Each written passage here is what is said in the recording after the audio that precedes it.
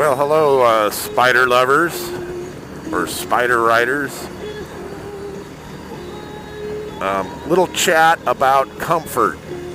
So to set the stage and let you know, I am 6'4". Now, this might be a little long-winded story while on the commute in, but when I first got my Spyder, the first long ride I did,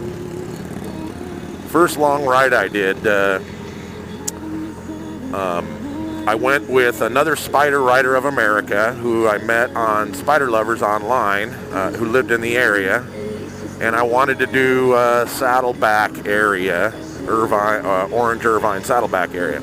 So he met me and we cruised up Santiago Canyon, Majeska Canyon, Silverado Canyon, up past Cook's Corner and back. And, I was feeling out the Spyder and everything. Anyway, it was totally stock Spyder at that time. And believe it or not, the next day I was out flying RC helicopters. I started getting a pain in my butt. And I'm like, what the heck is that? Did I pull something? That morning, at 4 in the morning, I woke up and drove myself to the hospital because I didn't know what was going on. Turns out, sciatica. So it was like, what? I've never had sciatica, never had any glimpse of problems with that or anything. So anyway, I fought that for a good 4 to 6 months, and still every now and then I can get a twinge of it, but nothing like it was. Anyway, so yeah, it appears riding the Spyder around gave it to me after not having ridden motorcycle for years and years. But okay. Anyway, the next ride I went on was with SRA-LA group called Whale of a Tail or Tail of a Whale or whatever. Started in Long Beach, over the Vincent St. Thomas, all around PV. And let's see, yeah, my sciatica was better by then, yes. So, but that was a longer ride, and let me tell you, man, my knees were aching.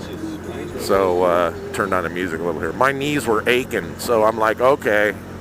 I've been on Spyder Lovers and whatnot and reading about different seats and comfort seats and Monster longer leg seats and all that, and not sure what to get, and they for sure are expensive to get a new seat, especially like the Corbin or something like that. So by luck, another Spyder rider was selling the BRP comfort seat online for like half the price. And so I went ahead and bought it, put it on, and yep, that helped a lot.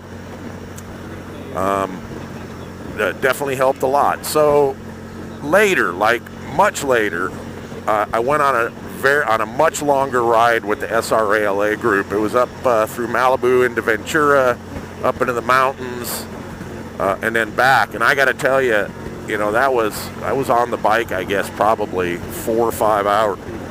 So the ride home, my butt was aching, and I mean aching.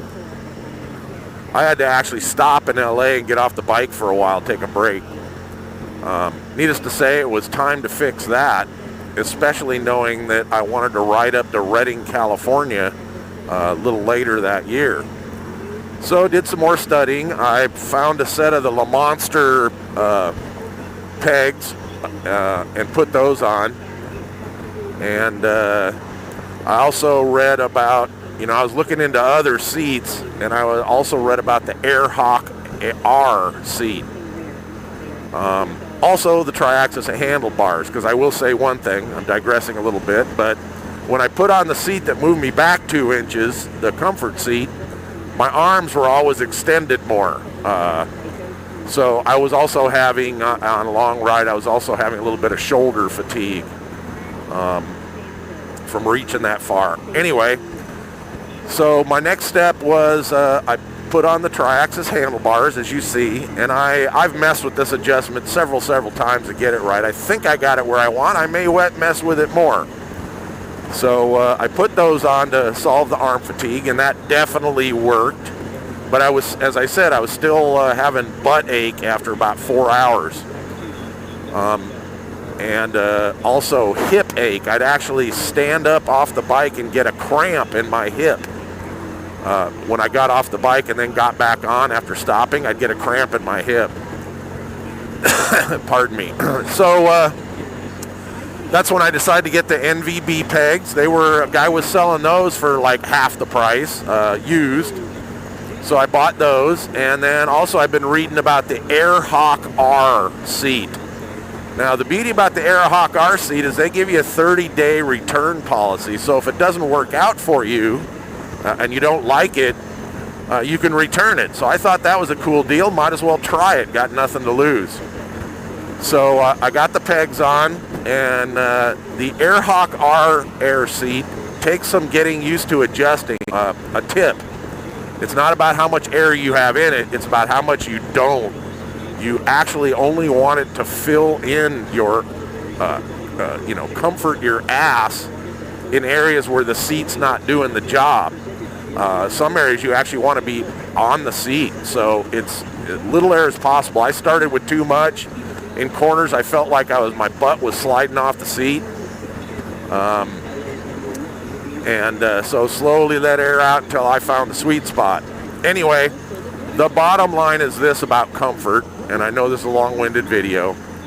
To get me comfortable, and I rode all the way to Reading, it was 4 gas stops in total, which I did stay off the bike for about 20 to 30 minutes, getting something to eat, talking to the wife on the cell phone, that kind of thing.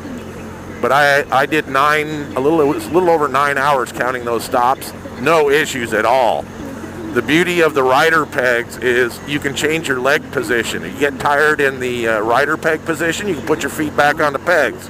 Get tired of the peg angle, put them back on the rider pegs. You can put your heel on the rider pegs or your toes on the rider pegs and change that leg position, thus also where your ass is getting what you might call hot spots, I guess. Anyway, the bottom line up to Reading is I had no issue at all. It was very comfortable. I've got my bike now to where I can sit on it for hours and hours and hours and hours. And again, it wasn't just one thing. It was the comfort seat, moving you back 2 inches. Oh, also I didn't bring up, I put a Utopia backrest on. That does help, especially when you're using the rider pegs and kicking back.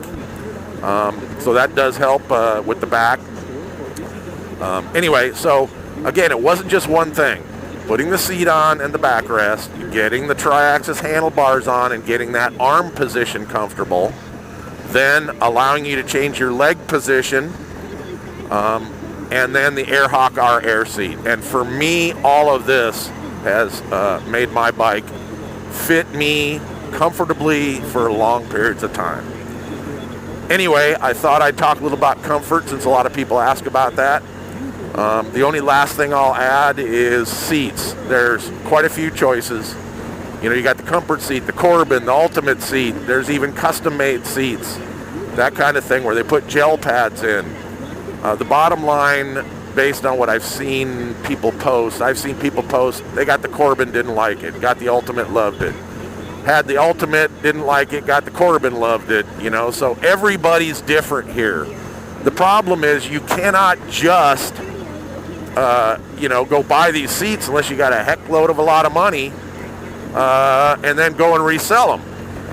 Now some people say, hey, go to a meet, get on a Spyder, try it out. Well, that may be all fine, but I don't think you'll really know how well you like it until you've sat in the saddle for a couple of hours to see, ultimately if it's comfortable. I sat on a Corbin, I sat on an Ultimate. There's no way in a 5-minute sit, or even a 10-minute sit or 15-minute sit, you're going to find out, I don't think. So that's one of the problems with seats. The Ultimate would be having a few friends in a club who'd let you swap out seats for a while and try them. Because, these seats are expensive. The Corbins and the Ultimates, with all the goodies are over $1,000. Not something you can just, I'll spend $1,000 and try it and then have it not work for you. It would kind of suck, I think.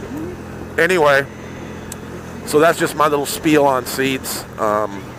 Bottom line is, if you're not comfortable, there are many options to get you comfortable.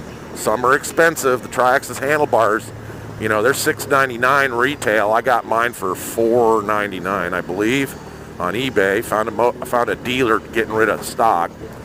AirHawk R seats like 140, something like that, 150. You're not going to find a deal on that. They control their pricing pretty good. And but the beauty of the AirHawk is at least you can try it with a 30-day return if it doesn't work for you.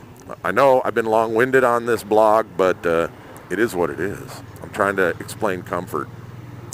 So the tri-axis handlebars, you know, I absolutely love them that I can get my arm positioned where I'm not getting any shoulder fatigue. If you're getting any kind of shoulder fatigue, that kind of thing, or arm fatigue, now I don't mean arm fatigue from driving a bunch of twisties and your arms being tired from left and right and left and right.